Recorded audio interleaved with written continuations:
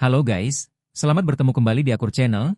Kali ini Mimin akan menceritakan kelanjutan Donghua Nine Sons Martial God bagian ke-289. Namun tak bosan-bosannya Mimin ingin mengucapkan maaf yang sebesar-besarnya, dikarenakan untuk video dan alur cerita tidak sama, jadi untuk videonya, hanya sebagai bumbu pemanis saja ya guys. Baiklah, supaya tidak berbasa-basi lebih lama lagi, langsung aja kita terobos ke ceritanya. Pada episode sebelumnya, diceritakan Ye Yunfei mengunjungi istana King Yun dan melihat para anggotanya berkembang pesat di benua Hongmeng. Du Guhuan memilih pergi mengembara demi memperdalam dao pedangnya. Lalu Ye Yunfei melanjutkan perjalanan hingga tiba di kota Guzhou dan mendapati keluarga Murong terancam oleh keluarga Meng yang didukung sekte suci Changyan.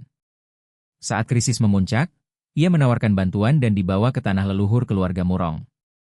Di sana, ia membangkitkan kitab pedang legendaris yang tersembunyi selama bertahun-tahun, memicu fenomena besar yang mengguncang seluruh keluarga. Murong Pei yang semula meragukannya akhirnya menyaksikan kemampuan luar biasa Ye Yunfei saat ia memahami warisan pedang kuno, memperoleh teknik dahsyat, lalu menolong dan membimbing Murong Pei memahami rahasia kitab tersebut, memberi harapan baru bagi keluarga Murong yang berada di ambang kehancuran. Dengan bantuan Ye Yunfei, Murong Pei secara bertahap mulai mendalami wawasan yang diperolehnya dari kitab pedang warisan leluhur keluarga Murong. Di dalam aula leluhur yang masih dipenuhi sisa-sisa niat pedang kuno, suasana menjadi sangat hening. Cahaya keemasan yang sebelumnya memenuhi seluruh ruangan telah mereda, namun aura misterius yang ditinggalkan kitab pedang itu masih terasa jelas di udara. Murong Pei duduk bersila dengan mata terpejam, menenangkan pikirannya sambil mencerna setiap pemahaman yang baru saja diperolehnya. Ye Yunfei duduk tidak jauh darinya. Ekspresinya tenang seperti biasa. Dengan pengalaman dan pemahamannya yang jauh melampaui para kultivator biasa, ia membimbing Murong Pei sedikit demi sedikit agar mampu memahami esensi ilmu pedang tersebut tanpa mengalami penyimpangan atau luka akibat tekanan niat pedang yang terlalu kuat. Waktu berlalu perlahan. Tanpa disadari, 2 hingga 3 jam telah berlalu sejak fenomena besar yang mengguncang aula leluhur itu muncul. Sementara itu, di luar aula leluhur, tepatnya di dekat puncak gunung tempat bangunan suci keluarga Murong berdiri, kepala keluarga Murong bersama para petinggi keluarga masih menunggu dengan penuh kecemasan. Tidak seorang pun berani memasuki aula leluhur karena energi pedang emas yang sebelumnya memenuhi tempat itu masih meninggalkan tekanan yang menakutkan. Mereka terus memperhatikan arah aula leluhur dari kejauhan. Seiring waktu yang terus berjalan, kegelisahan di antara para petinggi keluarga Murong semakin bertambah. Mereka sadar bahwa hari yang menentukan nasib keluarga Murong sudah semakin dekat. Kota Guzhou masih berada dalam ancaman keluarga Meng dan sekte suci Changyan. Jika mereka terlambat kembali, konsekuensinya bisa sangat serius. Beberapa petinggi mulai saling bertukar pandang.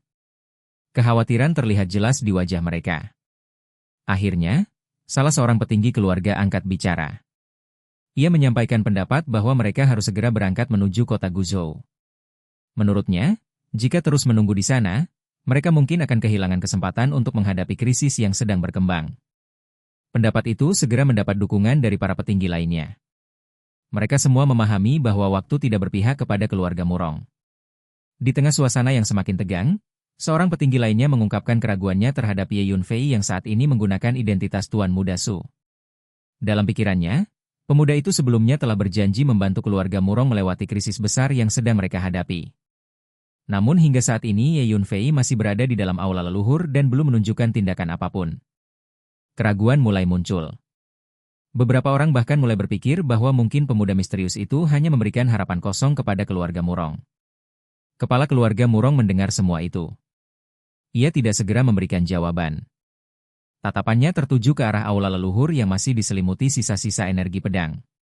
Ekspresi wajahnya memperlihatkan ketidakberdayaan yang sulit disembunyikan. Sebagai kepala keluarga, ia memikul tekanan terbesar. Di satu sisi, ia ingin mempercayai Ye Yunfei. Di sisi lain, ia juga tidak dapat mengabaikan kenyataan bahwa keluarga Murong berada di ambang bahaya besar. Setelah terdiam cukup lama, kepala keluarga Murong akhirnya menghela napas panjang.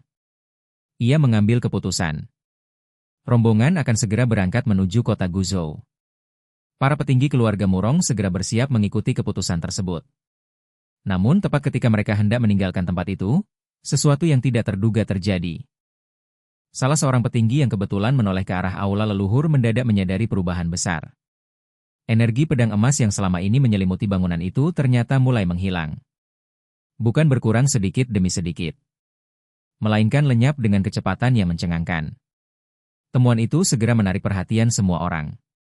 Kepala keluarga Murong yang semula tampak muram langsung menoleh.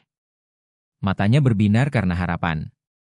Dalam waktu kurang dari 2 tarikan napas, seluruh cahaya pedang emas yang selama ini memenuhi area aula leluhur benar-benar menghilang tanpa meninggalkan jejak. Suasana langsung berubah. Semua orang merasakan kegembiraan yang sulit disembunyikan. Mereka segera bergerak menuju pintu masuk aula leluhur. Dalam hati mereka muncul harapan bahwa segala misteri yang terjadi di tempat itu akhirnya akan segera terungkap. Tidak lama kemudian, pintu aula leluhur terbuka. Sesosok pemuda berjalan keluar dengan langkah tenang. Kedua tangannya berada di belakang punggungnya. Ekspresinya santai seolah tidak terjadi apa-apa. Orang itu tentu saja adalah Ye Yunfei. Di belakangnya berjalan Hum Yao dan Iblis Es yang tetap menjaga sikap hormat seperti biasa. Tatapan seluruh anggota keluarga Murong langsung tertuju kepada mereka. Ye Yunfei memandang kerumunan itu dengan tenang. Sejak awal ia telah mengetahui semua kegelisahan dan pembicaraan yang terjadi di luar aula leluhur. Namun ia tidak mempermasalahkannya. Dengan nada tenang dan penuh keyakinan, ia menyatakan bahwa dirinya pasti akan menepati janji yang telah diberikan kepada keluarga Murong. Ucapan sederhana itu membuat banyak orang sedikit terdiam. Kepala keluarga Murong segera melangkah maju. Ia tidak mampu menahan rasa ingin tahunya lagi. Dengan penuh perhatian, ia menanyakan apa yang sebenarnya telah terjadi di dalam aula leluhur. Namun sebelum Ye Yunfei sempat menjawab, sebuah sosok lain berlari keluar dari dalam aula. Orang itu adalah Murong Pei. Wajah gadis itu dipenuhi kegembiraan yang sulit disembunyikan. Mata indahnya berbinar-binar. Seluruh tubuhnya memancarkan semangat yang berbeda dibanding sebelumnya. Dengan penuh antusias, ia mengumumkan bahwa dirinya telah berhasil memahami ilmu pedang warisan leluhur keluarga Murong. Pernyataan itu langsung mengguncang seluruh hadirin. Kepala keluarga Murong dan para petinggi lainnya membelalakan mata. Keterkejutan dan kegembiraan muncul bersamaan. Mereka segera mengerumuni Murong Pei. Berbagai pertanyaan dilontarkan secara bertubi-tubi. Semua orang ingin mengetahui apa yang sebenarnya terjadi. Murong Pei yang dikelilingi begitu banyak orang sempat kebingungan. Ia tidak tahu harus menjawab dari mana terlebih dahulu. Melihat situasi itu, kepala keluarga Murong segera meminta semua orang tenang dan memberi kesempatan kepada Murong Pei untuk menjelaskan. Setelah suasana sedikit mereda, Murong Pei mulai menceritakan semua yang terjadi di dalam aula leluhur. Ia menjelaskan bahwa keberhasilannya memahami ilmu pedang leluhur sepenuhnya merupakan hasil bantuan Ye Yunfei. Ia juga mengungkapkan bahwa kitab pedang legendaris yang selama ini dicari oleh generasi demi generasi keluarga Murong sebenarnya berhasil dibangkitkan oleh Ye Yunfei. Selain itu, ketika dirinya terluka akibat tekanan niat pedang saat mencoba memahami kitab tersebut, Ye Yunfei pula yang menyelamatkan nyawanya dan membimbingnya memahami esensi kitab pedang dengan benar. Penjelasan itu membuat seluruh anggota keluarga Murong terdiam. Mereka memandang Ye Yunfei dengan tatapan yang jauh berbeda dibanding sebelumnya. Kekaguman, keterkejutan, rasa syukur, dan kebingungan bercampur menjadi satu. Di sisi lain, beberapa petinggi keluarga Murong juga merasakan emosi yang rumit. Selama beberapa generasi, keluarga Murong telah berusaha menemukan kitab pedang leluhur mereka. Tidak seorang pun berhasil. Namun seorang pemuda asing justru berhasil menemukannya hanya dalam waktu singkat. Fakta itu terasa luar biasa sekaligus sulit diterima. Beberapa petinggi bahkan diam-diam mengkhawatirkan kemungkinan bahwa warisan keluarga Murong kini juga telah dipelajari oleh orang luar. Namun kepala keluarga Murong memiliki pandangan yang berbeda. Menurutnya, tanpa bantuan Ye Yunfei, keluarga Murong mungkin tidak akan pernah menemukan kitab pedang tersebut. Belum lagi Ye Yunfei juga telah menyelamatkan Murong Pei. Karena itu ia memutuskan untuk tidak memperdebatkan masalah tersebut saat ini. Pembicaraan kemudian beralih pada kitab pedang itu sendiri. Para petinggi ingin segera memperoleh warisan tersebut. Namun Ye Yunfei menjelaskan bahwa kitab pedang itu berbeda dari teknik kultivasi biasa. Inti warisan tersebut terletak pada niat pedang dan pemahaman pribadi. Pengetahuan seperti itu tidak dapat diwariskan begitu saja melalui kata-kata atau tulisan. Seseorang hanya bisa memahaminya melalui pengalaman dan pencerahan pribadi. Penjelasan itu membuat para petinggi keluarga Murong kembali terkejut. Mereka akhirnya menyadari mengapa warisan itu begitu sulit ditemukan selama ini. Ketika ditanya mengenai cara mengaktifkan kitab pedang tersebut, Murong Pei mengakui bahwa dirinya juga tidak mengetahui seluruh rahasianya. Orang yang paling memahami proses itu tetaplah Ye Yunfei. Atas permintaan kepala keluarga Murong, Ye Yunfei akhirnya menjelaskan bahwa untuk membangkitkan kitab pedang diperlukan dasar pemahaman ilmu pedang yang cukup kuat. Kemudian ia secara langsung mengirimkan metode pengaktifan kitab pedang ke lautan jiwa Murong Pei menggunakan kekuatan jiwanya. Murong Pei menerima warisan itu dengan penuh rasa syukur. Saat itu, hubungan antara dirinya dan Ye Yunfei telah berubah jauh dibanding sebelumnya. Tidak ada lagi prasangka atau kecurigaan. Yang tersisa hanyalah rasa hormat dan terima kasih. Melihat ekspresi Murong Pei, Ye Yunfei bahkan sempat menggoda gadis itu dengan mengingatkan bagaimana sebelumnya dirinya sempat dianggap sebagai penipu. Mendengar hal tersebut, wajah Murong Pei langsung memerah karena malu. Suasana yang sempat tegang menjadi sedikit lebih ringan. Namun Ye Yunfei segera mengingatkan semua orang bahwa mereka tidak memiliki banyak waktu. Jika terus menunda keberangkatan ke kota Guzhou, keluarga Murong mungkin benar-benar akan mengalami korban jiwa. Ucapan itu membuat seluruh anggota keluarga Murong kembali tersadar akan kenyataan yang sedang mereka hadapi. Mereka segera bersiap. Tidak lama kemudian, lebih dari selusin pesawat ruang angkasa melesat ke langit. Armada keluarga Murong meninggalkan markas mereka dan bergerak menuju kota Guzhou dengan kecepatan tinggi.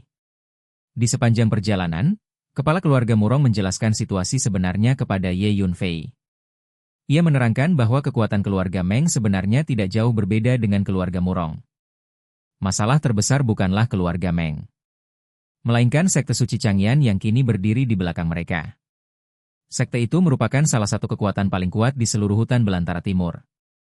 Mereka memiliki fondasi yang sangat mengerikan, dengan banyak ahli alam surgawi, sejumlah besar ahli alam istana kehidupan, bahkan para pakar alam Daoyuan yang mampu mengguncang seluruh wilayah dengan kekuatan mereka. Kepala keluarga Murong menjelaskan seluruh tingkatan kultivasi yang berada jauh di atas alam takdir surgawi milik Ye Yunfei saat ini. Meskipun demikian, Ye Yunfei hanya mendengarkan dengan tenang. Ekspresinya tidak berubah sedikit pun. Ia sudah mengetahui semua informasi itu sejak lama. Melihat sikap Ye Yunfei yang begitu tenang, kepala keluarga Murong kembali mengingatkan bahwa meskipun keluarga Murong hanyalah kekuatan kelas 2 atau 3 yang mungkin tidak terlalu diperhatikan oleh sekte suci Changyan, pihak lawan tetap bisa mengirim ahli yang sangat kuat. Bahkan satu ahli alam istana kehidupan saja sudah cukup untuk memusnahkan seluruh keluarga Murong.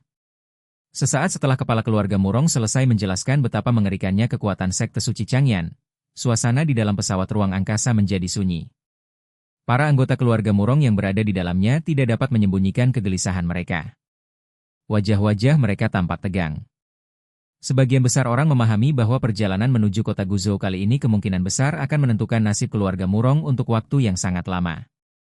Di tengah suasana yang penuh tekanan itu, Murong Pei diam-diam memperhatikan Ye Yunfei. Sejak keluar dari aula leluhur, pemuda itu selalu menunjukkan sikap yang sama. Tidak ada kecemasan. Tidak ada kegugupan.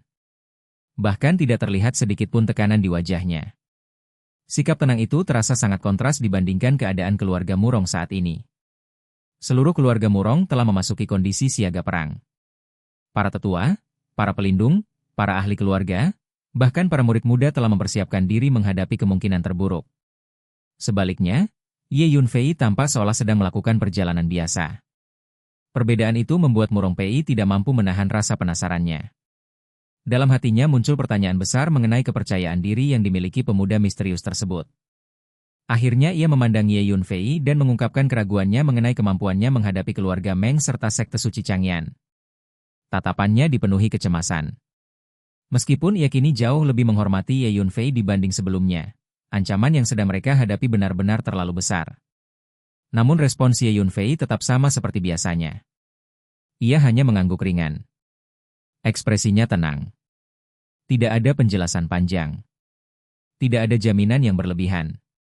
Sikap santainya seolah mengatakan bahwa semua masalah itu bukan sesuatu yang perlu dikhawatirkan. Melihat reaksi tersebut, Murong Pei merasa sedikit kesal. Ia tidak tahu apakah Ye Yunfei terlalu percaya diri atau memang benar-benar memiliki kemampuan yang cukup untuk menghadapi semua itu. Namun sebelum suasana menjadi lebih canggung, perhatian seluruh orang di dalam pesawat ruang angkasa tiba-tiba teralihkan. Salah seorang petinggi keluarga Murong yang sedang mengamati keadaan di luar mendadak memberi laporan. Kota Guzhou akhirnya telah terlihat. Semua orang segera memandang ke depan. Di atas daratan yang luas tampak sebuah kota kuno yang sangat besar berdiri dengan megah. Tembok-tembok tinggi menjulang mengelilingi kota. Bangunan-bangunan padat memenuhi bagian dalamnya. Aura sejarah yang panjang memancar dari setiap sudut kota itu. Itulah kota Guizhou. Salah satu kota paling penting di kerajaan suci Tianyue. Tempat berdirinya susunan teleportasi yang selama ini menjadi sumber keuntungan besar bagi keluarga Murong dan keluarga Meng. Tidak lama kemudian, armada pesawat ruang angkasa keluarga Murong tiba di langit kota Guizhou. Begitu mereka muncul, beberapa sosok segera terbang dari dalam kota. Salah satunya adalah seorang guru keluarga Murong yang selama ini bertugas menjaga kota tersebut. Ia memimpin sekelompok anggota keluarga Murong menuju armada dan segera memberikan laporan kepada kepala keluarga. Dari laporan itu diketahui bahwa pasukan keluarga Meng masih belum terlihat. Mendengar informasi tersebut, kepala keluarga Murong sedikit mengangguk. Namun ia sama sekali tidak menurunkan kewaspadaan. Dengan suara tegas, ia langsung memerintahkan seluruh anggota keluarga untuk bersiap menghadapi pertempuran kapan saja. Suasana menjadi semakin serius.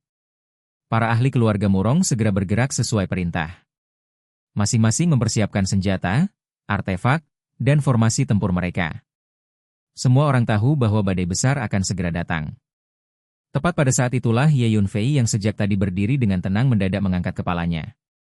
Tatapannya mengarah ke cakrawala yang sangat jauh. Matanya sedikit menyipit. Kemudian dengan nada datar ia menyatakan bahwa pihak lawan sebenarnya sudah datang. Perkataan itu langsung menarik perhatian semua orang.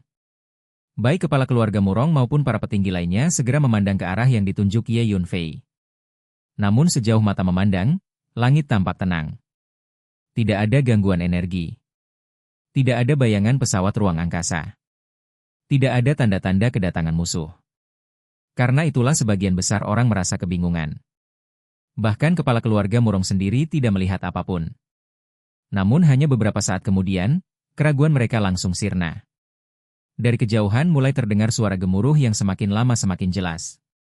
Getaran energi yang besar merambat melalui udara. Langit di kejauhan mulai bergetar.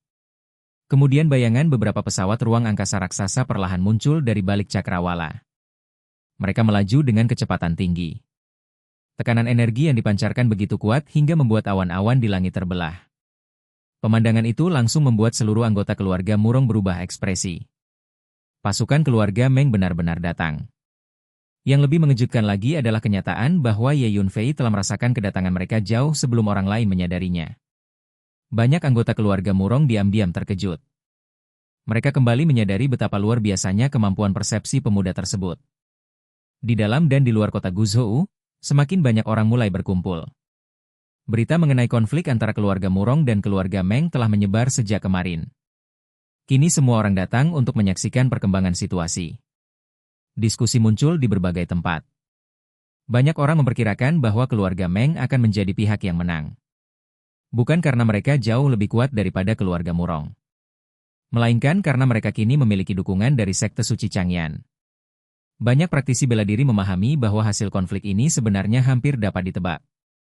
Jika keluarga Murong kehilangan susunan teleportasi, kekuatan mereka akan menurun drastis. Bahkan bukan tidak mungkin keluarga itu akan menghadapi ancaman kehancuran di masa depan. Sementara berbagai spekulasi terus beredar, 4 pesawat ruang angkasa besar akhirnya tiba di depan kota Guizhou. Kedatangan mereka menciptakan tekanan yang sangat besar. Gelombang energi yang dipancarkan ke 4 pesawat itu menyapu langit seperti tsunami. Banyak kultivator yang lebih lemah bahkan merasa sulit bernapas. Tidak lama kemudian, sejumlah besar sosok keluar dari dalam pesawat-pesawat tersebut. Di barisan paling depan berdiri 2 pria paruh baya. Mereka mengenakan pakaian mewah dan memancarkan aura kekuasaan yang sangat kuat. Tatapan mereka tajam. Sikap mereka penuh kesombongan. Jelas terlihat bahwa mereka terbiasa berada di posisi tinggi. Di belakang kedua pria itu berdiri para petinggi keluarga Meng. Wajah-wajah mereka dipenuhi rasa puas dan kemenangan. Tidak diragukan lagi, kedua pria parubaya itu adalah diakon sekte suci Changyan. Kemunculan mereka langsung membuat suasana semakin tegang. Salah satu diakon memandang ke arah keluarga Murong. Tatapannya penuh penghinaan. Dalam pandangannya, keluarga Murong hanyalah kekuatan kecil yang tidak layak menentang kehendak sekte suci Changyan. Dengan sikap arogan, ia menunjukkan ketidakpuasannya karena keluarga Murong berani mempersiapkan formasi tempur untuk menghadapi kedatangan mereka. Baginya, tindakan itu sama saja dengan penghinaan terhadap sekte suci Changyan. Kepala keluarga Meng segera memanfaatkan kesempatan itu. Ia mulai menjilat kedua diakon tersebut. Dalam narasinya, keluarga murung digambarkan sebagai keluarga arogan yang tidak tahu tempat. Menurutnya, keluarga seperti itu memang layak dimusnahkan. Mendengar kata-kata itu, banyak anggota keluarga murung menggertakkan gigi karena marah. Namun pihak lawan belum selesai. Lihan, salah satu diakon sekte suci Changyan, kemudian secara terbuka menyatakan bahwa susunan teleportasi kota Guzhou adalah milik keluarga Meng. Ia menuntut keluarga Murong segera menyerahkannya dan meninggalkan kota. Lebih jauh lagi, ia bahkan menyatakan bahwa keluarga Murong tidak boleh lagi mencoba menyentuh susunan teleportasi tersebut di masa depan. Nada bicaranya penuh dominasi. Seolah keputusan itu sudah final dan tidak dapat dibantah. Pernyataan tersebut langsung memancing kemarahan para anggota keluarga Murong. Salah seorang petinggi mereka akhirnya tidak mampu menahan diri. Ia mengungkapkan bahwa selama ratusan tahun susunan teleportasi kota Guzhou selalu dikelola secara bergantian oleh keluarga Murong dan keluarga Meng. Fakta itu diketahui seluruh kerajaan suci Tianyue. Karena itu, klaim sepihak keluarga Meng jelas tidak masuk akal. Namun Hu Zhong, diakon lainnya, segera membalikkan keadaan. Dengan penuh kesombongan, ia menyebarkan narasi bahwa keluarga Muronglah yang dahulu merebut susunan teleportasi tersebut dari keluarga Meng. Menurut versinya, keluarga Meng hanyalah mengambil kembali hak mereka yang sah. Ancaman tersirat juga terkandung dalam setiap kata yang ia sampaikan. Para anggota keluarga Murong langsung marah besar. Mereka mengetahui bahwa semua tuduhan itu tidak berdasar. Namun kepala keluarga Meng justru tampak sangat puas. Dengan dukungan sekte suci Changyan, ia merasa tidak perlu lagi menyembunyikan ambisinya. Keluarga Meng telah memutuskan untuk menguasai susunan teleportasi kota Guzhou sepenuhnya. Suasana menjadi semakin panas. Ketegangan memenuhi udara. Banyak orang mengira keluarga Murong akan dipaksa menyerah. Namun tepat pada saat itulah sebuah suara tenang terdengar dari pihak keluarga Murong. Suara itu tidak keras, tetapi cukup jelas sehingga semua orang dapat mendengarnya. Isi pernyataan tersebut secara langsung mempertanyakan tindakan sekte suci Changyan yang mencampuri urusan keluarga Murong dan keluarga Meng. Dalam satu kalimat sederhana, otoritas sekte suci Changyan dipertanyakan secara terbuka. Kerumunan langsung terdiam. Semua orang terkejut. Tidak ada yang menyangka akan ada seseorang yang berani berbicara seperti itu di hadapan dua diakon sekte suci Changyan. Tatapan ribuan orang segera mencari sumber suara tersebut. Mereka kemudian melihat seorang pemuda berjalan perlahan keluar dari barisan keluarga Murong. Tangannya berada di belakang punggung. Wajahnya tenang. Langkahnya mantap. Tidak ada sedikit pun rasa takut. Pemuda itu adalah Ye Yunfei. Hu Miao dan Iblis Es mengikuti di belakangnya seperti dua penjaga setia. Pemandangan itu membuat banyak orang kebingungan. Tidak seorang pun mengenali identitas pemuda tersebut. Di sisi lain, Li Han dan Hu Zhong juga menunjukkan ekspresi heran. Selama bertahun-tahun menjadi diakon sekte suci Changyan, mereka selalu diperlakukan dengan hormat kemanapun pergi. Tidak pernah ada junior yang berani menentang mereka secara langsung. Kemunculan Ye Yunfei benar-benar di luar dugaan mereka. Kemarahan mulai muncul di wajah Li Han. Tatapannya menjadi dingin. Tekanan energi di sekeliling tubuhnya perlahan meningkat. Ia menuntut penjelasan atas kata-kata yang baru saja diucapkan Ye Yunfei. Namun Ye Yunfei tetap tenang. Senyum tipis muncul di wajahnya. Tanpa sedikit pun rasa gentar, ia kembali menegaskan pandangannya. Menurutnya, sekte suci Changyan memang sedang mencampuri urusan orang lain. Seluruh hutan belantara timur mengetahui bahwa susunan teleportasi kota Guzhou selama ini dikelola bersama oleh keluarga Murong dan keluarga Meng. Namun kini sekte suci Changyan justru menggunakan kekuatan mereka untuk membantu keluarga Meng merampas hak tersebut. Dalam pandangan Ye Yunfei, tindakan seperti itu tidak hanya serakah, tetapi juga memalukan. Begitu kata-kata itu selesai diucapkan, seluruh kota Guzhou jatuh ke dalam keheningan yang menyesakan. Suara Ye Yunfei tidak terdengar keras, tetapi entah bagaimana kata-katanya menyebar dengan jelas ke setiap sudut kota Guzhou. Baik orang-orang yang berdiri di atas tembok kota, para kultivator yang melayang di udara, maupun kerumunan yang berkumpul di jalan-jalan kota dapat mendengar setiap kalimatnya tanpa kesulitan sedikit pun. Untuk sesaat, seluruh tempat itu jatuh ke dalam keheningan. Semua orang tercengang. Tatapan yang tak terhitung jumlahnya langsung tertuju kepada sosok pemuda yang berdiri dengan tenang di depan barisan keluarga Murong. Tidak seorang pun menyangka bahwa seorang junior seusianya berani mengucapkan kata-kata seperti itu secara terbuka. Ia bukan sekadar membantah. Ia secara langsung menuduh sekte suci Changyan sebagai pihak yang serakah dan gemar mencampuri urusan orang lain. Bagi siapapun yang memahami posisi sekte suci Changyan di Gurun Timur, tindakan itu sama saja dengan sebuah provokasi terang-terangan. Bahkan bisa dikatakan sebagai penghinaan langsung terhadap reputasi salah satu kekuatan terbesar di wilayah tersebut. Semakin kuat sebuah kekuatan, semakin tinggi pula harga diri dan reputasi yang mereka jaga. Bagi sekte raksasa seperti sekte suci Changyan, nama baik mereka bahkan lebih penting daripada banyak hal lainnya. Mereka bisa mentoleransi persaingan. Mereka bisa menerima permusuhan. Namun mereka tidak mungkin membiarkan seseorang secara terbuka menuduh mereka bertindak tidak bermoral tanpa memberikan balasan. Karena itulah banyak orang yang memandang Ye Yunfei seolah sedang melihat orang yang baru saja melangkah menuju jurang maut. Di belakang Ye Yunfei, para anggota keluarga Murong merasakan tekanan yang luar biasa. Meskipun jauh di lubuk hati mereka mengakui bahwa apa yang dikatakan Ye Yunfei memang benar, tidak seorang pun merasa tenang. Sebaliknya, wajah mereka berubah pucat. Jantung mereka berdebar kencang. Mereka sangat memahami watak sekte suci Changyan. Jika pihak sekte memutuskan untuk menindaklanjuti masalah ini, maka bukan hanya Ye Yunfei yang akan terkena dampaknya. Seluruh keluarga Murong kemungkinan besar akan ikut terseret. Kekhawatiran itu membuat suasana di pihak keluarga Murong menjadi sangat tegang. Kepala keluarga Murong sendiri tidak mampu menyembunyikan kegelisahannya. Di dalam hati, ia merasa bahwa tindakan Ye Yunfei kali ini terlalu impulsif. Ia tidak meragukan kemampuan pemuda itu. Namun lawan yang mereka hadapi adalah sekte suci Changyan. Bahkan keluarga Murong yang telah berdiri selama bertahun-tahun tidak berani menyinggung mereka secara terbuka. Beberapa petinggi keluarga Murong bahkan mulai merasa gemetar. Mereka khawatir seluruh keluarga akan menerima hukuman akibat kata-kata Ye Yunfei.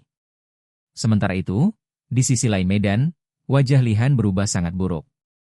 Kemarahan yang sebelumnya hanya berupa ketidakpuasan kini berkembang menjadi amarah yang nyata. Matanya menyipit. Urat-urat di pelipisnya tampak menonjol. Sebagai seorang diakon sekte suci Changyan, ia telah menikmati penghormatan kemanapun dirinya pergi. Namun hari ini, di hadapan begitu banyak orang, seorang junior justru berani meremahkannya. Baginya, itu adalah penghinaan yang tidak bisa ditoleransi. Gelombang energi yang sangat besar mulai keluar dari tubuhnya. Tekanan spiritual yang mengerikan menyebar ke segala arah seperti badai yang tak terlihat. Udara di sekitar seolah menjadi lebih berat. Banyak kultivator yang lebih lemah langsung merasakan napas mereka tertahan. Inilah kekuatan seorang kultivator alam surgawi tingkat kesempurnaan. Tekanan itu terus mengarah kepada Ye Yunfei. Namun hasilnya sama sekali di luar dugaan. Ye Yunfei tetap berdiri di tempatnya. Pakaiannya bahkan tidak berkibar. Ekspresinya tidak berubah sedikit pun. Seolah tekanan yang cukup untuk membuat sebagian besar kultivator berlutut itu tidak lebih dari hembusan angin biasa. Pemandangan tersebut membuat Lihan dan Hu Chong sama-sama terkejut. Mereka saling bertukar pandang secara diam-diam. Untuk pertama kalinya, mereka menyadari bahwa pemuda di depan mereka mungkin tidak sesederhana yang terlihat. Namun sebelum mereka sempat bereaksi lebih jauh, para anggota keluarga Meng sudah terlebih dahulu meledak dalam kemarahan. Mereka mulai melontarkan berbagai tuduhan. Dalam pandangan mereka, Ye Yunfei telah melakukan dosa besar dengan menentang dua diakon sekte suci Changyan. Beberapa orang bahkan menuntut agar Ye Yunfei segera dihukum mati. Suasana menjadi semakin gaduh. Kemarahan memenuhi pihak keluarga Meng. Hu Chong kemudian mengarahkan pandangan dinginnya kepada Ye Yunfei. Tatapannya dipenuhi niat membunuh. Dari sudut pandangnya, identitas Ye Yunfei tidak lagi penting. Yang lebih penting adalah kenyataan bahwa pemuda ini telah membuat sekte suci Changyan kehilangan muka di depan umum. Ia bahkan secara sengaja mengisyaratkan bahwa tindakan Ye Yunfei dapat membawa bencana bagi keluarga Murong. Kata-kata itu membuat banyak anggota keluarga Murong merasa semakin tidak tenang. Keraguan mulai muncul. Bahkan kepala keluarga Murong sendiri tidak dapat sepenuhnya menghilangkan rasa khawatir di dalam hatinya. Namun Ye Yunfei sama sekali tidak terpengaruh. Ia tetap berdiri dengan kedua tangan di belakang punggung. Tatapannya tenang. Sikapnya santai. Seolah-olah seluruh situasi yang menegangkan ini sama sekali tidak layak membuatnya cemas. Dalam narasinya yang tenang, ia menunjukkan bahwa identitas dirinya bukan urusan pihak lawan. Ia juga menyampaikan peringatan bahwa kedua diakon itu sebaiknya segera pergi sebelum mempermalukan diri mereka sendiri lebih jauh. Begitu makna perkataannya dipahami, kerumunan kembali terguncang. Banyak orang bahkan mengira mereka salah dengar. Seorang junior bukan hanya menolak tunduk kepada sekte suci Changyan. Ia bahkan balik mengancam dua diakon mereka. Peristiwa seperti ini hampir tidak pernah terjadi. Amarah para anggota keluarga Meng akhirnya mencapai puncaknya. Salah seorang petinggi mereka yang sudah tidak mampu menahan diri segera bergerak. Tubuhnya melesat seperti kilat. Kecepatannya sangat tinggi. Dalam sekejap ia sudah menyerbu ke arah Ye Yunfei. Sebagai seorang kultivator alam surgawi tahap awal, ia yakin dapat dengan mudah menundukkan seorang pemuda. Namun keyakinan itu hanya bertahan sesaat. Tatapan Ye Yunfei berubah dingin. Tanpa gerakan yang mencolok, pedang jiwa surgawi langsung dilepaskan. Serangan jiwa yang tak terlihat itu menghantam target dalam sekejap. Petinggi keluarga Meng tersebut langsung merasakan rasa sakit yang luar biasa di kepalanya. Kesadarannya terguncang hebat. Tubuhnya kehilangan kendali. Ia hanya sempat memegangi kepalanya dengan ekspresi penuh penderitaan. Pada saat yang sama, seberkas cahaya pedang emas muncul. Cahaya itu begitu cepat hingga sebagian besar orang bahkan tidak sempat melihat lintasannya. Yang mereka lihat hanyalah kilatan emas yang melintas. Sesaat kemudian, tubuh petinggi keluarga Meng itu terbelah menjadi dua bagian. Darah berhamburan ke udara. Kehidupannya berakhir dalam sekejap. Keheningan kembali menyelimuti medan. Semua orang menatap dengan mata membelalak. Seorang kultivator alam surgawi tahap awal terbunuh hanya dengan satu serangan. Bahkan tidak ada kesempatan untuk melawan. Di pihak keluarga Murong, para petinggi segera mengenali sesuatu. Mereka pernah merasakan aura yang sama ketika cahaya pedang emas muncul di aula leluhur. Karena itu mereka langsung menyadari bahwa teknik yang digunakan Ye Yunfei berasal dari warisan pedang leluhur keluarga Murong. Perasaan terkejut dan gembira muncul bersamaan. Sementara itu, iblis es yang berdiri di belakang Ye Yunfei memperlihatkan ekspresi mengejek. Dalam pandangannya, orang-orang yang berani menantang Ye Yunfei memang tidak berbeda dari orang yang sedang mencari kematian. Di pihak keluarga Meng, kemarahan langsung meledak. Kematian salah satu petinggi mereka di depan begitu banyak orang merupakan tamparan keras bagi harga diri keluarga Meng. Li Han dan Hu Chong juga mulai memandang Ye Yunfei dengan lebih serius. Mereka sadar bahwa serangan pedang yang baru saja digunakan bukanlah teknik biasa. Sebagai kultivator alam surgawi tingkat kesempurnaan, mereka juga mampu membunuh seorang kultivator alam surgawi tahap awal dengan cepat. Namun mereka dapat merasakan bahwa teknik pedang Ye Yunfei mengandung sesuatu yang luar biasa. Kekuatan niat pedang di dalamnya sangat mengerikan. Namun Ye Yunfei tidak memberi mereka waktu untuk merenung. Ia tampak tidak ingin membuang waktu lebih lama. Dengan nada santai, ia langsung menyatakan keputusan baru. Dalam pandangannya, mulai saat itu susunan teleportasi kota Guzhou sepenuhnya menjadi milik keluarga Murong. Keluarga Meng harus segera pergi dan tidak boleh lagi mencoba merebutnya. Jika mereka tetap memaksa, mereka sendiri yang akan menanggung akibatnya. Pernyataan tersebut langsung membuat semua orang tercengang sekali lagi. Karena apa yang disampaikan Ye Yunfei hampir sama persis dengan ultimatum yang sebelumnya diberikan Li Han kepada keluarga Murong. Bedanya, kini posisi pihak yang memberi ultimatum telah berbalik. Keluarga Meng kembali meledak dalam kemarahan. Banyak anggota mereka berteriak marah. Sebagian mengutuk. Sebagian lagi langsung memilih bertindak. Puluhan anggota keluarga Meng melesat keluar secara bersamaan. Mereka menyerbu ke arah Ye Yunfei dari berbagai arah. Pemimpin kelompok itu adalah seorang tetua keluarga Meng yang telah mencapai tingkat menengah alam surgawi. Kekuatan gabungan mereka cukup untuk membuat banyak ahli merasa gentar. Namun di mata Ye Yunfei, mereka tidak berbeda dari kerumunan yang sedang bergegas menuju kematian. Tatapannya menjadi semakin dingin. Ia mencibir. Kemudian tangannya bergerak. Satu demi satu tebasan dilepaskan. Cahaya pedang emas yang tebal membelah langit. Ruang di sekitarnya bergetar hebat. Teknik pedang yang berasal dari kitab pedang leluhur keluarga Murong kembali diperlihatkan. Satu pedang menenangkan dunia. Gerakannya tampak sederhana. Namun niat pedang yang terkandung di dalamnya begitu menakutkan hingga mampu menghancurkan segala pertahanan. Gelombang energi pedang yang dahsyat menyapu ke depan seperti samudra yang tak berujung. Para anggota keluarga Meng yang menyerbu maju langsung merasakan tekanan yang mengerikan. Bahkan sebelum energi pedang itu benar-benar mencapai mereka, pakaian mereka mulai robek. Kulit mereka mulai tergores. Rambut mereka terpotong. Tubuh mereka dipenuhi luka-luka kecil yang terus bertambah. Mereka akhirnya menyadari bahaya yang sedang mendekat. Ketakutan muncul di wajah mereka. Insting bertahan hidup memaksa mereka untuk mundur. Namun semuanya sudah terlambat. Niat pedang yang mengerikan telah mengunci mereka. Tidak ada jalan keluar. Tidak ada kesempatan melarikan diri. Dalam waktu yang sangat singkat, tubuh-tubuh para anggota keluarga Meng itu mulai hancur. Mereka meledak satu demi satu menjadi kabut darah yang memenuhi udara. Termasuk tetua alam surgawi tingkat menengah yang memimpin serangan. Tidak ada seorang pun yang berhasil selamat. Dalam kurang dari 2 tarikan napas, seluruh kelompok penyerang telah musnah. Medan kembali sunyi. Banyak orang bahkan lupa bernapas. Pemandangan di depan mereka terlalu mengejutkan. Puluhan ahli keluarga Meng telah lenyap begitu saja. Dan orang yang melakukan semua itu hanyalah seorang pemuda. Sementara seluruh kerumunan masih berada dalam keadaan terguncang, Ye Yunfei justru tampak tidak terlalu puas. Dalam pikirannya, teknik pedang yang baru saja digunakan masih belum mencapai tingkat yang ia inginkan. Ia merasa perlu terus mempelajarinya dan menggunakannya lebih sering agar kekuatannya berkembang lebih jauh. Perkataan itu membuat banyak orang semakin tidak tahu harus berkata apa. Di mata mereka, kekuatan yang baru saja ditunjukkan sudah cukup menakutkan. Namun bagi Ye Yunfei sendiri, itu tampaknya masih jauh dari sempurna. Para petinggi keluarga Murong merasakan campuran emosi yang rumit. Mereka gembira karena memiliki sekutu sekuat itu. Namun pada saat yang sama, mereka juga merasakan rasa hormat yang hampir berubah menjadi ketakutan. Salah seorang petinggi bahkan diam-diam merasa lega karena keluarga Murong selama ini selalu memperlakukan Ye Yunfei dengan sopan. Jika mereka pernah menyinggung pemuda itu, konsekuensinya mungkin benar-benar tidak dapat dibayangkan. Kepala keluarga Murong juga merasakan hal yang sama. Ia diam-diam menghela napas lega.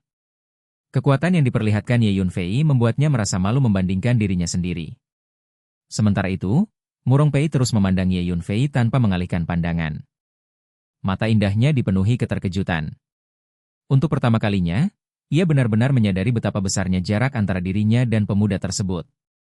Ia teringat bagaimana sebelumnya dirinya pernah meremehkan Ye Yunfei. Kini, setelah menyaksikan semua yang terjadi dengan mata kepala sendiri, ia hanya bisa menyadari betapa sempit cara pandangnya saat itu. Sosok yang berdiri di hadapannya jelas merupakan seorang jenius luar biasa yang jauh melampaui imajinasi kebanyakan orang. Keheningan yang sempat menyelimuti medan pertempuran perlahan berubah menjadi gelombang keterkejutan yang semakin besar. Di dalam dan di luar kota Guizhou, tak terhitung banyaknya pasang mata yang masih terpaku pada sosok Ye Yunfei. Pemuda itu berdiri dengan tenang di udara. Pakaiannya berkibar ringan diterpa angin. Di sekelilingnya masih tersisa jejak-jejak energi pedang yang belum sepenuhnya menghilang. Sementara itu, di bawahnya, darah dan sisa-sisa pertempuran menjadi bukti nyata dari kekuatan yang baru saja ia tunjukkan. Banyak orang sulit mempercayai apa yang baru saja mereka saksikan. Mereka telah melihat dengan mata kepala sendiri bagaimana para ahli keluarga Meng dihancurkan satu demi satu tanpa mampu memberikan perlawanan berarti. Bahkan para kultivator alam surgawi yang biasanya dipandang sebagai sosok kuat pun tanpa rapuh di hadapan pemuda tersebut. Karena itulah berbagai bisikan penuh keterkejutan mulai terdengar dari segala arah. Semua orang bertanya-tanya mengenai identitas Ye Yunfei. Tidak ada yang mengenal asal-usulnya. Tidak ada yang mengetahui latar belakangnya. Namun satu hal sudah sangat jelas. Kekuatan tempurnya jauh melampaui ranah kekuatan spiritual yang seharusnya dimilikinya. Kemampuan seperti itu sudah cukup untuk membuat siapapun merasa gentar. Di pihak keluarga Meng, suasana menjadi semakin suram. Para anggota keluarga Meng dipenuhi emosi yang saling bertabrakan. Mereka marah. Mereka malu. Namun pada saat yang sama mereka juga merasa takut. Kematian beruntun para ahli keluarga mereka telah memberikan pukulan besar terhadap semangat tempur seluruh pasukan. Tidak seorang pun lagi berani maju secara gegabah. Mereka hanya dapat berdiri di tempat sambil menatap Ye Yunfei dengan ekspresi yang berubah-ubah. Li Han yang selama ini menjaga sikap arogan akhirnya memperlihatkan keseriusan yang belum pernah terlihat sebelumnya. Tatapannya menembus langsung ke arah Ye Yunfei. Dalam hatinya, ia mengakui bahwa dirinya hampir salah menilai pemuda tersebut. Awalnya ia mengira Ye Yunfei hanyalah seorang junior yang terlalu percaya diri. Namun kini ia menyadari bahwa pemuda itu memang memiliki kemampuan yang luar biasa. Bahkan jika dibandingkan dengan banyak jenius muda yang pernah ia temui di sekte suci Changyan, bakat Ye Yunfei tetap termasuk yang sangat menonjol. Meski demikian, pengakuan itu tidak mengurangi niat membunuhnya. Sebaliknya, justru membuatnya semakin bertekad. Dalam pandangannya, dunia tidak pernah kekurangan jenius. Setiap generasi selalu melahirkan banyak talenta luar biasa. Namun hanya sedikit dari mereka yang benar-benar mampu tumbuh hingga mencapai puncak. Sebagian besar mati sebelum sempat berkembang. Dan menurut Lihan, Ye Yunfei akan menjadi salah satu dari mereka. Seseorang yang terlalu muda dan terlalu sombong. Seseorang yang telah memilih jalan menuju kehancuran dengan menyinggung sekte suci Changyan. Aura membunuh perlahan menyebar dari tubuh Lihan. Kemudian ia mulai melangkah maju. Setiap langkahnya membuat ruang di sekelilingnya bergetar ringan. Tekanan seorang kultivator alam surgawi tingkat kesempurnaan kembali meningkat. Jelas terlihat bahwa ia berniat turun tangan secara pribadi. Namun sebelum ia dapat mendekat, sebuah sosok besar tiba-tiba bergerak maju. Iblis es melangkah keluar dari samping Ye Yunfei. Tubuhnya yang tinggi dan kokoh tampak seperti gunung es yang menjulang. Wajahnya dipenuhi semangat bertarung. Matanya memancarkan cahaya liar yang penuh kegembiraan. Sejak awal, ia memang sudah menantikan kesempatan untuk bertarung. Kini kesempatan itu akhirnya datang. Tanpa ragu sedikit pun, ia mengambil posisi di depan Ye Yunfei. Sikapnya jelas menunjukkan bahwa siapapun yang ingin menyentuh Ye Yunfei harus terlebih dahulu melewatinya. Begitu keputusan itu dibuat, iblis es langsung bergerak. Tongkat kayu besar di tangannya membesar dengan cepat. Energi es dan salju yang pekat mulai mengalir deras keluar dari tubuhnya. Hukum-hukum es yang kuno dan mendalam menyebar ke seluruh area. Dalam sekejap, langit dan bumi seolah berubah warna. Kepingan salju mulai berjatuhan. Hujan es muncul dari udara kosong. Dunia di sekitar medan pertempuran berubah menjadi hamparan es yang luas. Suhu turun secara drastis. Banyak orang yang berdiri jauh di dalam kota Guizhou langsung merasakan hawa dingin yang menusuk tulang. Mereka merasa seolah tiba-tiba dipindahkan ke dalam gua es purba yang telah membeku selama puluhan ribu tahun. Napas mereka berubah menjadi kabut putih. Tubuh mereka menggigil tanpa sadar. Pemandangan itu membuat banyak orang terkejut. Kekuatan yang ditunjukkan iblis es ternyata tidak kalah mengerikan dibandingkan Ye Yunfei. Lihan juga langsung menyadari hal tersebut. Rasa terkejut muncul dalam hatinya.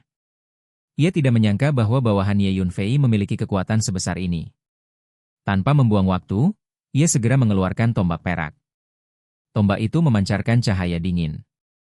Aura tajam menyelimuti seluruh permukaannya. Kemudian ia menggunakannya untuk menghadapi serangan iblis es. Pertempuran besar pun pecah. Tongkat kayu raksasa dan tombak perak terus berbenturan di udara. Gelombang energi menyapu ke segala arah. Suara benturan logam mengguncang langit. Ruang di sekitar mereka bergetar hebat. Gelombang demi gelombang energi es bercampur dengan kekuatan spiritual yang dahsyat. Untuk beberapa waktu, kedua pihak bertukar serangan tanpa henti. Di bawah mereka, para anggota keluarga Murong menyaksikan semuanya dengan rasa takjub. Mereka sudah cukup terkejut dengan kekuatan Ye Yunfei. Namun kini mereka menemukan bahwa bahkan salah satu bawahannya mampu bertarung seimbang melawan seorang diakon sekte suci Changyan. Fakta itu terasa semakin sulit dipercaya. Kepala keluarga Murong dan para petinggi lainnya saling bertukar pandang. Mereka semakin penasaran mengenai identitas sebenarnya dari Ye Yunfei. Pemuda itu jelas bukan orang biasa. Jika seorang bawahan saja memiliki kemampuan seperti ini, maka latar belakang yang dimilikinya pasti luar biasa. Di sisi lain, para petinggi keluarga Meng juga mulai merasa cemas. Awalnya mereka mengira Ye Yunfei hanyalah seorang jenius muda yang kebetulan memiliki kekuatan besar. Namun kini situasinya berubah. Kekuatan yang diperlihatkan iblis es menunjukkan bahwa kelompok ini jauh lebih berbahaya daripada yang mereka perkirakan. Pertempuran di udara terus berlangsung. Semakin lama, iblis es justru tampak semakin bersemangat. Setiap ayunan tongkat kayunya menghasilkan badai salju yang mengamuk. Energi es yang mengerikan menyapu seluruh area. Sementara itu, Lihan mulai merasakan tekanan yang semakin besar. Secara murni dalam hal kekuatan tempur, ia memang tidak jauh berbeda dari iblis es. Namun iblis es adalah makhluk purba yang telah hidup sangat lama. Dasar kultivasinya sangat kokoh. Cadangan energinya juga jauh lebih besar. Seiring berjalannya waktu, perbedaan itu mulai terlihat. Lihan perlahan dipaksa mundur. Ia mulai kesulitan mempertahankan ritme pertarungan. Sebaliknya, Iblis es justru semakin ganas. Tubuh besarnya bergerak maju sedikit demi sedikit. Setiap langkahnya membuat ruang di bawah kakinya membeku. Tongkat kayunya terus menghantam tanpa henti. Aura bertarungnya semakin meningkat. Tak lama kemudian, sebuah serangan besar kembali dilepaskan. Iblis es menggenggam tongkat kayunya dengan kedua tangan. Seluruh energi di tubuhnya meledak keluar. Tongkat raksasa itu dihantamkan dari atas dengan kekuatan yang luar biasa. Pada saat yang sama, hujan es yang tak terhitung jumlahnya jatuh dari langit seperti meteor. Li Han langsung merasakan bahaya besar. Ekspresinya berubah. Ia sadar bahwa menghadapi iblis es seorang diri bukanlah perkara mudah. Karena itu ia segera meminta bantuan. Hu Zhong yang sejak tadi mengamati pertempuran akhirnya bergerak. Meskipun dirinya juga terkejut oleh kekuatan iblis es, ia tidak mungkin membiarkan Li Han bertarung sendirian. Tubuhnya melesat maju. Pedang panjang muncul di tangannya. Dalam sekejap ia telah bergabung ke medan tempur. Kini dua diakon sekte suci Changyan bekerja sama menghadapi satu lawan. Kehadiran Hu Zhong membuat tekanan terhadap iblis es meningkat. Li Han juga merasa jauh lebih lega. Namun hasil yang mereka harapkan tidak terjadi. Meski menghadapi dua kultivator alam surgawi tingkat kesempurnaan sekaligus, iblis es tetap tidak menunjukkan tanda-tanda kalah. Sebaliknya, ia terus bertarung dengan penuh semangat. Energi es yang dilepaskannya semakin kuat. Setiap gerakan mengandung hukum es dan salju yang mendalam. Auranya menekan kedua lawannya secara terus-menerus. Pertempuran itu membuat seluruh medan menjadi semakin kacau. Sementara perhatian banyak orang tertuju ke langit, Ye Yunfei kembali mengalihkan pandangannya kepada keluarga Meng. Matanya tenang. Namun suaranya terdengar dingin. Ia mengingatkan kembali bahwa dirinya telah memberikan kesempatan kepada keluarga Meng untuk pergi. Jika mereka segera meninggalkan kota Guizhou, semuanya masih bisa berakhir di sana. Namun jika mereka tetap memaksa, konsekuensinya harus mereka tanggung sendiri. Kata-kata itu membuat para petinggi keluarga Meng merasa marah sekaligus gelisah. Mereka tidak pernah membayangkan keadaan akan berkembang seperti ini. Sebelumnya mereka datang dengan penuh keyakinan. Dua diakon sekte suci Changyan mendampingi mereka. Mereka mengira susunan teleportasi kota Guizhou sudah pasti jatuh ke tangan keluarga Meng. Namun kemunculan Ye Yunfei menghancurkan semua rencana tersebut. Salah seorang petinggi keluarga Meng akhirnya tidak mampu menahan diri. Dengan nada penuh kebencian, ia mengingatkan bahwa keluarga Meng merupakan kekuatan bawahan sekte suci Changyan. Dalam pandangannya, tidak mungkin ada orang yang berani menentang mereka tanpa takut terhadap pembalasan sekte tersebut. Namun Ye Yunfei bahkan tidak repot menjawab dengan kata-kata. Sebuah pikiran melintas di benaknya. Teknik benang jiwa boneka langsung dilepaskan.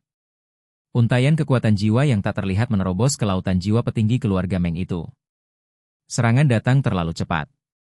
Korban tidak memiliki kesempatan untuk bereaksi. Dalam sekejap, rasa sakit yang luar biasa menghantam kesadarannya. Tubuhnya terpental ke belakang. Darah mengalir dari hidung dan mulutnya. Jeritan kesakitan terdengar jelas. Pemandangan itu membuat wajah para anggota keluarga Meng berubah drastis. Mereka langsung memahami bahwa Ye Yunfei tidak hanya memiliki teknik pedang yang menakutkan. Kemampuan jiwa yang dimilikinya juga sangat mengerikan. Keadaan menjadi semakin mencekam. Kemudian Ye Yunfei menyampaikan ultimatum terakhir. Dengan suara tenang, ia menyatakan bahwa dirinya akan mulai menghitung. Jika sebelum hitungannya selesai keluarga Meng belum juga mundur, maka ia akan mulai membunuh tanpa ampun. Suaranya tidak keras. Namun setiap kata terdengar jelas. Kemudian hitungan itu dimulai. Saat angka pertama diucapkan, seluruh keluarga Meng langsung menjadi gelisah. Mereka menoleh kepada kepala keluarga Meng. Semua menunggu keputusan. Kepala keluarga Meng sendiri dipenuhi kemarahan. Ia menatap Ye Yunfei dengan mata merah. Dalam hatinya berkecamuk berbagai emosi. Ia ingin mengetahui siapa sebenarnya pemuda yang berani menginjak-injak martabat keluarganya seperti ini. Namun sekali lagi Ye Yunfei tidak tertarik menjawab. Puluhan benang jiwa boneka dilepaskan sekaligus. Serangan itu langsung menembus lautan jiwa kepala keluarga Meng. Rasa sakit yang mengerikan menghantamnya. Jeritan menyedihkan keluar dari mulutnya. Tubuhnya terhuyung ke belakang. Lebih dari 10 artefak pertahanan jiwa muncul untuk melindungi dirinya. Namun benang-benang jiwa itu tetap menyerang tanpa henti. Kepala keluarga Meng merasakan sakit kepala yang luar biasa. Sementara itu, Ye Yunfei terus melanjutkan hitungannya dengan tenang. Semakin banyak anggota keluarga Meng mulai panik. Beberapa petinggi yang marah akhirnya kehilangan kesabaran. Mereka memutuskan menyerang bersama. Namun pada saat yang sama, kepala keluarga Murong dan para ahli keluarga Murong juga bergerak maju. Mereka berdiri di sekitar Ye Yunfei. Meski tahu kekuatan Ye Yunfei jauh di atas mereka, mereka tetap memilih menunjukkan dukungan. Namun Ye Yunfei tidak membutuhkan bantuan. Ia memandang para penyerang dengan tenang. Dalam pandangannya, kelompok itu tidak berbeda dari semut. Tangan kirinya tetap berada di belakang punggung. Hanya tangan kanannya yang bergerak. Satu tebasan dilepaskan. Niat pedang yang mengerikan langsung memenuhi langit. Cahaya pedang emas membelah udara seperti naga emas yang mengamuk. Dalam sekejap, lebih dari selusin anggota keluarga Meng tewas di tempat. Tubuh mereka terpotong tanpa sempat melawan. Setelah itu, serangan-serangan berikutnya menyusul tanpa jeda. Gelombang demi gelombang cahaya pedang menyapu medan. Para anggota keluarga Meng berjatuhan seperti rumput yang dipanen. Tidak ada yang mampu menghentikan pembantaian tersebut. Kematian terus bertambah. Dalam waktu singkat, hampir seperlima pasukan keluarga Meng telah musnah. Pemandangan itu akhirnya menghancurkan keberanian mereka. Kepala keluarga Meng yang masih menahan rasa sakit segera mengambil keputusan. Ia memahami bahwa jika pertempuran terus berlanjut, seluruh pasukan mereka mungkin akan hancur di sini. Dengan kemarahan dan keputusasaan yang bercampur menjadi satu, ia akhirnya memerintahkan seluruh keluarga Meng untuk mundur dari kota Guzhou. Perintah itu segera dilaksanakan. Para anggota keluarga Meng yang sudah ketakutan tidak lagi ragu. Mereka berbalik dan melarikan diri satu demi satu. Tidak ada lagi semangat bertarung yang tersisa. Kekuatan tempur Ye Yunfei yang luar biasa serta caranya membunuh dengan begitu tegas benar-benar telah menghancurkan keberanian mereka sampai ke akar-akarnya. Tak lama setelah pertempuran besar di kota Guzhou mereda, suasana yang semula dipenuhi niat membunuh perlahan berubah menjadi keadaan yang aneh dan canggung. Pasukan keluarga Meng memang telah mundur dari wilayah kota kuno tersebut, tetapi mereka belum benar-benar pergi jauh. Mereka hanya berpindah ke cakrawala yang jauh dan berkumpul di sana dalam keadaan kacau. Dari kejauhan tampak jelas bahwa moral mereka telah jatuh drastis. Banyak anggota keluarga Meng masih terlihat pucat, sebagian masih membawa luka, sementara yang lain terus menoleh ke arah kota Guzhou dengan ekspresi tidak menentu. Mereka tidak tahu apakah harus pergi sepenuhnya atau tetap bertahan.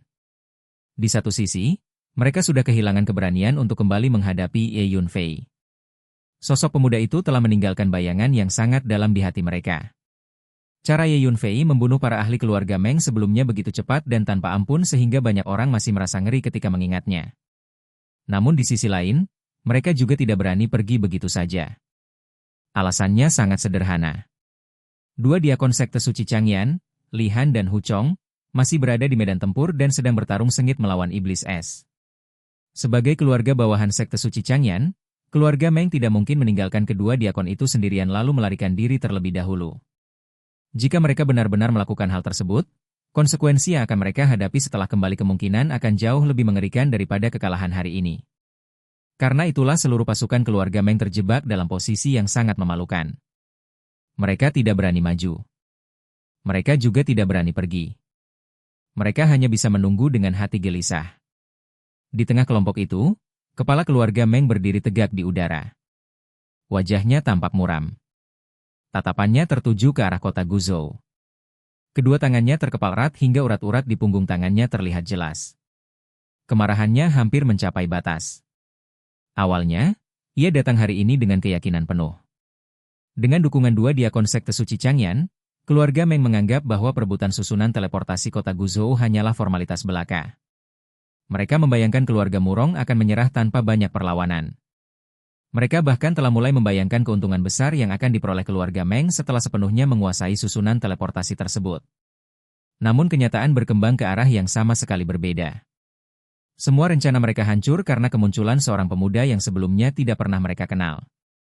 Ye Yunfei. Nama itu kini terukir kuat di benak seluruh anggota keluarga Meng. Kepala keluarga Meng menggertakkan giginya. Dalam hatinya muncul kebencian yang mendalam sekaligus rasa penasaran yang besar. Ia sama sekali tidak mengetahui asal-usul pemuda tersebut. Namun satu hal yang pasti, Orang seperti itu tidak mungkin muncul begitu saja tanpa latar belakang yang kuat. Karena itu ia diam-diam memutuskan bahwa begitu kembali nanti, keluarga Meng harus segera menyelidiki identitas Ye Yunfei sampai ke akar-akarnya. Ia ingin mengetahui siapa sebenarnya pemuda yang telah menghancurkan seluruh rencananya hari ini. Sementara itu, di atas kota Guzhou, pertempuran antara Li Han, Hu Chong, dan Iblis Es masih berlangsung sengit. Langit terus bergetar akibat benturan kekuatan mereka. Gelombang energi yang dahsyat menyebar ke segala arah.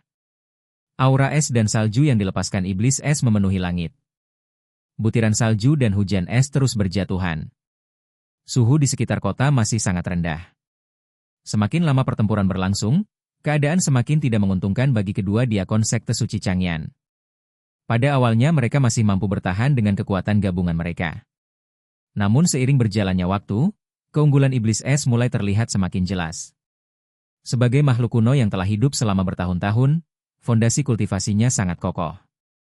Cadangan energinya jauh lebih besar daripada kebanyakan kultivator manusia. Selain itu, tubuhnya yang istimewa memberinya keuntungan besar dalam pertempuran berkepanjangan. Li Han dan Hu Chong perlahan mulai terdesak. Mereka dipaksa mundur berkali-kali. Semangat mereka semakin menurun. Di dalam hati, keduanya merasa sangat terhina. Mereka adalah diakon berpangkat tinggi dari sekte suci Changyan. Biasanya kemanapun mereka pergi, mereka selalu diperlakukan dengan hormat. Bahkan banyak kepala keluarga besar harus menunjukkan sikap rendah hati di hadapan mereka. Namun hari ini mereka dipaksa berada dalam posisi yang menyedihkan. Tidak hanya gagal membantu keluarga Meng merebut susunan teleportasi, mereka bahkan ditekan oleh bawahan seorang junior di depan begitu banyak orang. Perasaan malu itu membuat hati mereka terasa panas. Namun kenyataan tetaplah kenyataan. Semakin lama mereka bertarung, semakin jelas bahwa peluang kemenangan mereka sangat kecil. Setelah mempertimbangkan situasi dengan cepat, Li Han akhirnya mengambil keputusan. Ia diam-diam mengirimkan pesan suara kepada Hu Chong. Isi pesan itu sederhana. Pertempuran harus dihentikan. Jika mereka terus memaksakan diri, bukan tidak mungkin mereka benar-benar akan kalah di depan umum. Bagi dua diakon sekte suci Changyan, kekalahan seperti itu akan menjadi noda besar dalam reputasi mereka. Hu Chong memahami maksud tersebut. Ia juga sudah menyadari bahwa keadaan tidak menguntungkan. Karena itu ia segera menyetujui usulan tersebut. Sesaat kemudian, kedua diakon itu bergerak hampir bersamaan. Tanpa mengucapkan sepatah kata pun kepada siapapun, mereka melepaskan diri dari pertempuran. Tubuh mereka berubah menjadi dua garis cahaya yang melesat ke kejauhan. Kecepatan mereka sangat tinggi. Hanya dalam beberapa saat, kedua sosok itu telah menjauh dari kota Guzhou. Pemandangan tersebut langsung mengejutkan banyak orang. Baik para penonton di dalam kota maupun para kultivator yang menyaksikan dari udara tidak menyangka bahwa dua diakon sekte suci Changyan akan memilih mundur. Kenyataan itu terasa sangat mengejutkan. Sebab dalam pandangan kebanyakan orang, sekte suci Changyan selalu identik dengan kekuatan mutlak. Namun hari ini, dua perwakilan mereka justru terpaksa pergi dalam keadaan yang tidak begitu terhormat. Di pihak keluarga Murong, suasana berubah menjadi kegembiraan yang luar biasa. Banyak anggota keluarga Murong hampir tidak percaya dengan apa yang mereka lihat. Mereka benar-benar berhasil mempertahankan susunan teleportasi kota Guzhou. Dan yang lebih mengejutkan lagi, mereka berhasil memaksa keluarga Meng dan dua diakon sekte suci Changyan untuk mundur. Keberhasilan seperti ini bahkan tidak pernah mereka bayangkan sebelumnya. Di sisi lain, Iblis Es masih dipenuhi semangat bertarung. Sejak awal ia menikmati pertarungan tersebut. Ketika melihat Li Han dan Hu Chong melarikan diri, ia langsung ingin mengejar mereka. Tubuhnya bergerak maju dengan cepat. Aura dingin yang mengerikan kembali melonjak. Namun sebelum ia sempat mempercepat langkahnya, suara Ye Yunfei terdengar. Ye Yunfei memutuskan bahwa pengejaran tidak diperlukan. Mendengar perintah itu, Iblis Es segera menghentikan niatnya. Ia sudah sangat terbiasa mengikuti keputusan Ye Yunfei. Karena itu ia langsung kembali tanpa banyak pertanyaan. Tidak lama kemudian, kedua diakon sekte suci Changyan benar-benar menghilang di cakrawala. Melihat situasi tersebut, kepala keluarga Meng akhirnya kehilangan keberanian untuk bertahan lebih lama. Bahkan dua diakon yang menjadi sandaran mereka telah pergi. Tidak ada alasan lagi bagi keluarga Meng untuk tetap berada di sana. Dengan perasaan marah dan frustrasi, ia segera memimpin seluruh pasukannya mundur. Dalam waktu singkat, Seluruh anggota keluarga Meng meninggalkan wilayah sekitar kota Guizhou. Jejak mereka menghilang satu persatu dari langit. Pertempuran hari itu akhirnya berakhir. Sorak kegembiraan langsung meledak di pihak keluarga Murong. Para anggota keluarga Murong sangat bersemangat. Banyak yang tidak mampu menyembunyikan kegembiraan mereka. Susunan teleportasi berhasil dipertahankan. Keluarga Meng dipukul mundur. Bahkan sekte suci Changyan untuk sementara gagal mencapai tujuannya. Semua itu terasa seperti mimpi. Kepala keluarga Murong bersama para petinggi lainnya segera menghampiri Ye Yunfei. Sikap mereka jauh lebih hormat dibandingkan sebelumnya. Jika sebelumnya mereka menghormatinya karena kemampuan dan bakatnya, kini rasa hormat itu telah berkembang menjadi kekaguman yang tulus. Dalam pandangan mereka, Ye Yunfei bukan hanya membantu keluarga Murong menemukan dan mengaktifkan kitab pedang leluhur. Ia juga telah menyelamatkan keluarga Murong dari krisis besar. Tanpa dirinya, keluarga Murong hampir pasti sudah kehilangan kendali atas susunan teleportasi kota Guizhou. Karena itulah para petinggi keluarga Murong terus mengungkapkan rasa syukur mereka. Mereka memuji Ye Yunfei tanpa henti. Bahkan banyak yang menyebutnya sebagai dermawan besar keluarga Murong. Murong Pei juga berdiri tidak jauh dari sana. Tatapan matanya yang indah tertuju pada Ye Yunfei. Di dalam hatinya terdapat rasa terima kasih yang sangat besar. Namun ketika semua orang sedang bergembira, Ye Yunfei justru tetap tenang. Ia tidak terlihat terlalu senang. Sebaliknya, ia mengingatkan bahwa kemenangan hari ini hanyalah sementara. Menurut penilaiannya, keluarga Meng pasti akan kembali. Terlebih lagi, dua diakon sekte suci Changyan yang baru saja dipermalukan juga tidak mungkin menyerah begitu saja. Saat mereka kembali nanti, mereka hampir pasti akan membawa lebih banyak ahli. Mungkin bahkan jauh lebih kuat daripada sebelumnya. Ucapan tersebut langsung membuat suasana kembali serius. Para anggota keluarga Murong yang semula bersorak perlahan menjadi tenang. Mereka tahu bahwa perkataan Ye Yunfei memang masuk akal. Kepala keluarga Murong juga menyetujui penilaian tersebut. Menurutnya, kemungkinan besar sekte suci Changyan tidak akan membiarkan penghinaan hari ini berlalu begitu saja. Salah satu petinggi keluarga Murong bahkan menyebut kemungkinan terburuk. Jika sekte suci Changyan benar-benar marah, mereka mungkin akan mengirim seorang ahli alam istana kehidupan. Pernyataan itu langsung membuat banyak orang muram. Bagi keluarga Murong, alam istana kehidupan adalah tingkat kekuatan yang hampir mustahil dilawan. Satu ahli pada tingkat itu saja cukup untuk menghancurkan seluruh keluarga Murong. Namun Ye Yunfei tetap tidak menunjukkan kekhawatiran. Ia menjelaskan bahwa apapun yang datang akan dihadapi ketika waktunya tiba. Menurutnya, bahkan jika sekte suci Changyan mengirim ahli alam istana kehidupan, mereka tetap tidak akan mampu merebut susunan teleportasi kota Guizhou dari keluarga Murong. Baginya, susunan teleportasi itu sekarang memang milik keluarga Murong. Karena ia telah mengatakannya, maka ia akan memastikan hal itu menjadi kenyataan. Ucapan tersebut membuat para petinggi keluarga Murong saling berpandangan. Mereka tidak tahu harus merasa lega atau terkejut. Kemudian salah seorang petinggi mencoba menyelidiki lebih jauh mengenai kemungkinan munculnya ahli yang lebih kuat. Namun jawaban Ye Yunfei justru jauh lebih mengejutkan.